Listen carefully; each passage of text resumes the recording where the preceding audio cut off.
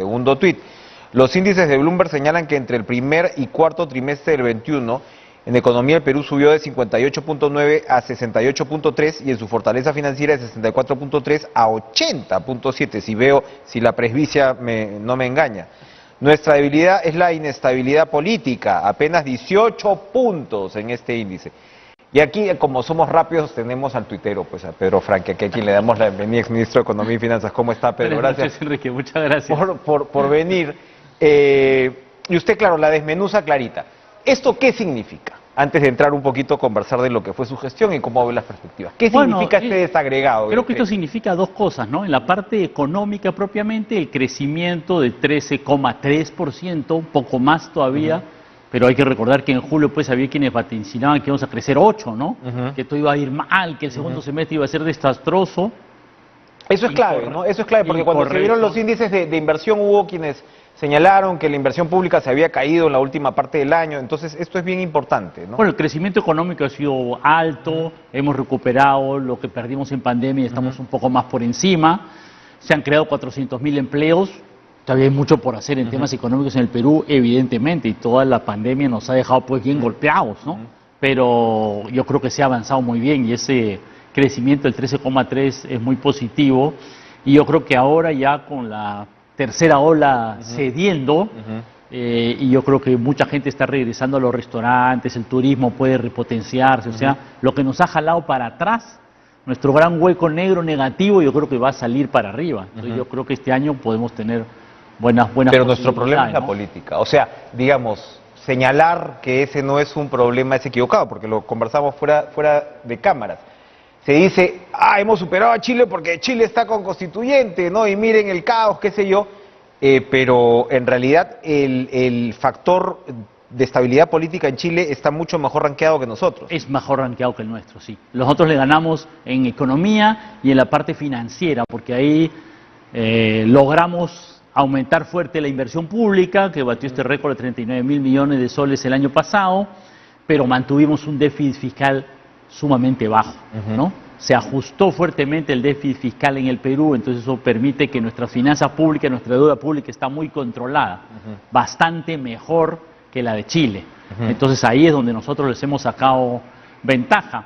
Ahora, lo esencial también es mirar para adelante. Yo creo que aquí tenemos que pensar en temas de reformas de fondo, la reforma tributaria, por ejemplo, para poder tener el presupuesto que educación, salud, la infraestructura en las regiones necesita, ¿no? Todavía la inversión pública regional es baja, hay que seguir sosteniendo esa inversión, ¿no? Usted es un poco antipática la pregunta, pero a ver, si nuestras fortalezas están en política económica, en el tema financiero, ¿usted considera que su gestión ante el MEF fue una gestión de política de izquierda moderada, de centro, si usted se tuviera que poner para de ahí mirar hacia adelante, para de ahí mirarlas?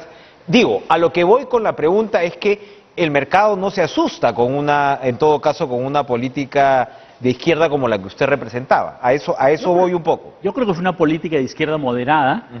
Yo creo que la reforma tributaria que pedimos hubiera sido mejor para el país, hubiera hecho que, digamos, todas estas ganancias extraordinarias que están viendo las empresas mineras, los que tienen yates, los que tienen grandes ganancias, que aporten un poco más para la educación y la salud. Yo creo que esa defensa de derechos básicos, la educación y la salud, con más justicia tributaria, es un tema esencial desde la izquierda que, bueno, el Congreso no nos otorgó las facultades, pero yo creo que es esencial que si hay un clima de concertación, ese tema tiene que volver a estar en la palestra, ¿no? El precio de los metales sigue siendo extraordinario.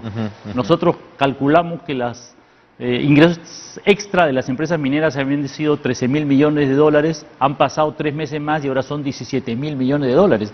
Y mientras más pasa el tiempo, las ganancias extraordinarias de la minería se siguen acumulando y las necesidades que tenemos en las regiones y en las provincias siguen siendo enormes, ¿no? Usted aludía en esta entrevista a la BBC que entonces que al gobierno le faltaba un rumbo programático. Entonces, el abandonar una bandera como el de la reforma tributaria confirmaría eso, para ya ponernos hacia adelante, la perspectiva hacia adelante. ¿Cómo la observa? Yo creo que el tema de la reforma tributaria, de efectivamente tener una mayor justicia para que los que concentran, los que han obtenido grandes ganancias aporten y para que el derecho a la educación y la salud sea una realidad mayor digamos, ¿no? Ahora que tenemos que regresar a clases, yo creo que el sistema de salud también ha mostrado una enorme debilidad y hemos tenido un gran éxito en la vacunación. Yo creo que es algo que hay que resaltar. Yo creo que a veces en el Perú siempre vemos lo negativo, pero el éxito de la vacunación ha sido tremenda. Pero parece que se ve lo negativo también desde otra perspectiva, porque cambiaron al ministro. Bueno, pero por otro lado, pero yendo al tema del sistema de salud, pero el sistema de salud es verdad que tiene una serie de falencias. O sea, vacunación extraordinario, pero vemos los problemas de la atención del cáncer, de la atención de la tuberculosis, de la atención de cantidad de temas, y nuestro sistema de salud está desbordado, sigue siendo sumamente débil. Y eso solo se resuelve si es que tienes una inversión y una reforma en salud sostenida durante 5 a 10 años. ¿Es lo que usted planteaba como política económica?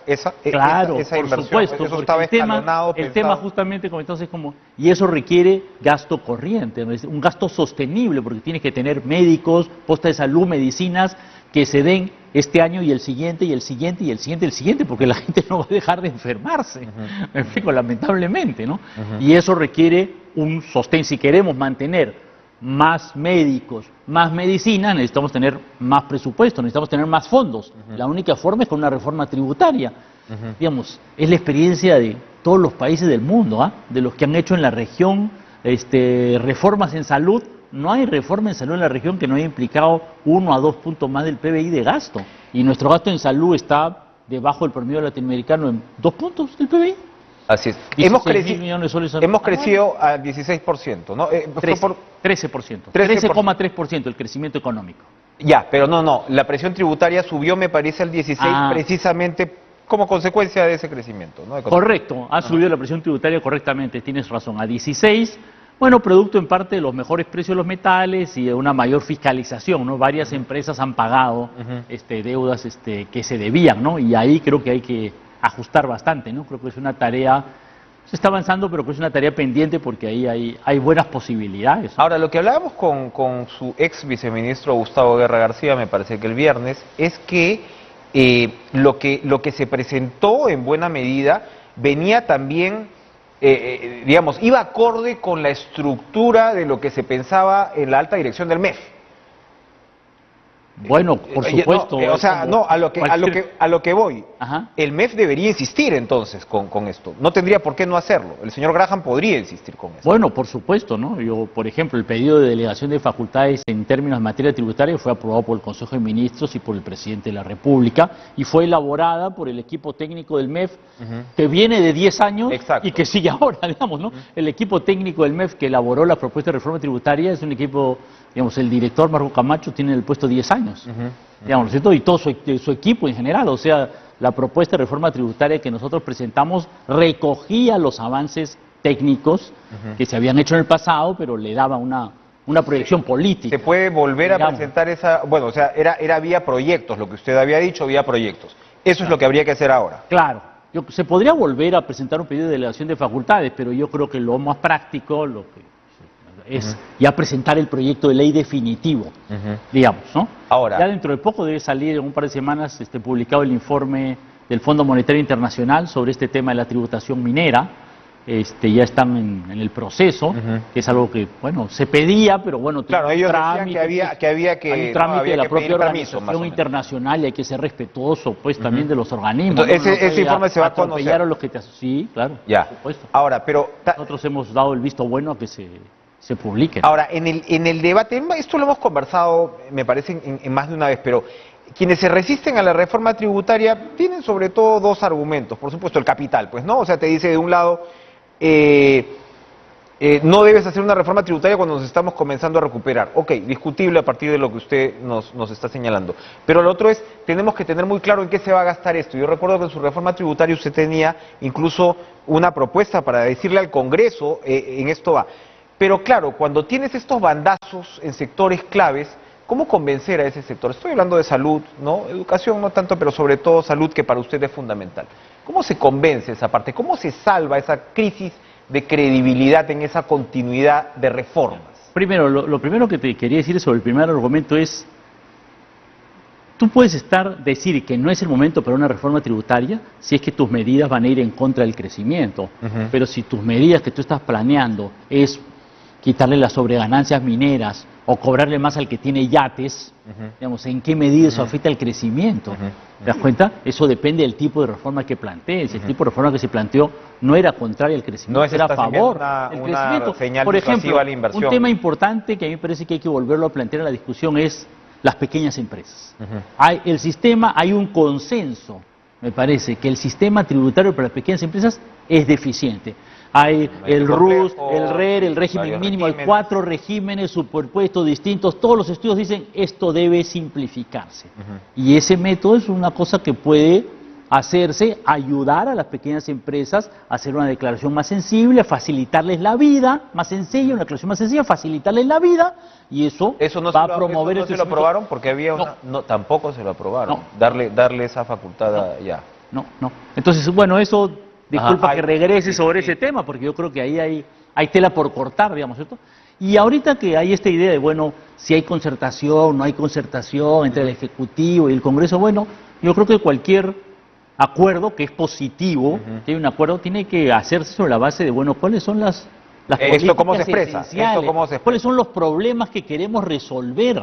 ¿Me explico? Y yo sí creo que un problema que queremos resolver es hacerles la vida más fácil, ayudar a las pequeñas empresas. Finalmente, la gran mayoría de los peruanos, la mayoría vive de las pequeñas empresas, la minoría son los que tenemos un empleo formal en una gran empresa. Esa es la realidad. Entonces es un tema que me parece Por el tenor de esta conversación veo que todos estos mecanismos de la reforma tributaria es lo que usted consideraba lo fundamental de aquí en adelante. Los pronósticos de crecimiento, según Credit Corp ahorita, ¿no?, que va en línea con otros, es que vamos a crecer 2.5%. ¿Es suficiente esto? No, 2.5% es muy poco. ¿La reforma tributaria ayudaría a crecer más en todo caso? No. Yo en este caso, por ejemplo, las pequeñas empresas, sin duda. ¿Qué otros factores? Y tener, por ejemplo, una mayor recaudación minera que te permita tener más inversión pública de manera sostenible, eso te ayuda al crecimiento. ¿Qué frena el crecimiento? Bueno, de que transportar los productos que salen de Pucallpa a Lima es carísimo si quieres promover el sector forestal. Un tema que nosotros hemos dicho, este tema es importante. Tenemos mucha potencialidad, pero la madera pesa un montón. Traer la madera desde Pucallpa hasta Lima sale recontra caro. Necesitamos mejorar nuestra carretera. La carretera central es un desastre, vamos a poder decirlo con franqueza. Y tú sabes que el presupuesto para eso está calculado en 10.000 millones de soles y es probable que salga más. Entonces necesitamos tener los recursos. Si tenemos recursos tributarios sostenibles, podemos darle un empuje a la inversión pública, carreteras, telecomunicaciones, y eso ayuda un montón al crecimiento económico. Está demostrado internacionalmente, o sea, creo que no debe haber ningún economista que te diga, no, la infraestructura económica es algo que hay que pensarlo porque no va a ser beneficioso. Todo el mundo sabe que, y en el Perú ese es un gran déficit, nuestro déficit de infraestructura es de 100.000 millones de dólares. ¿Eso sigue claro en el gobierno?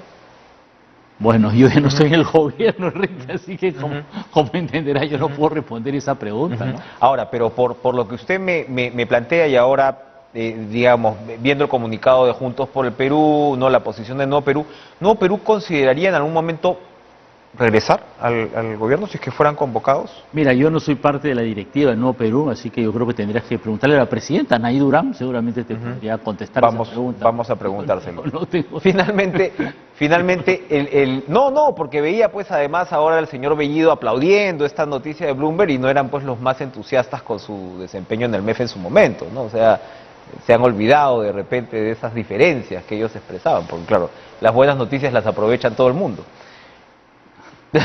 Pero para terminar, el contexto internacional, ¿cómo sigue? Porque claro, hay señales, es complejo. Hay señales de claroscuros ahí, ¿no? No, es complejo porque está claro, digamos, de que la Reserva Federal norteamericana va a subir las tasas de interés este año, posiblemente 5 o 6 veces, o sea, 1,5 puntos. Eso genera un movimiento financiero internacional.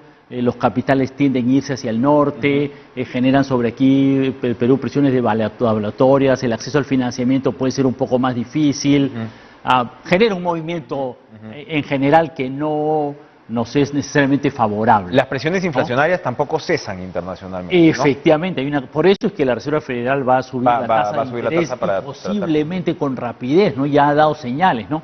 Y eso definitivamente nos puede complicar un poco. Ahora, siempre el escenario es muy móvil. Ahorita diera la impresión que la tercera ola está cediendo y muchos estamos esperanzados en que ya queremos que esto acabe. Claro.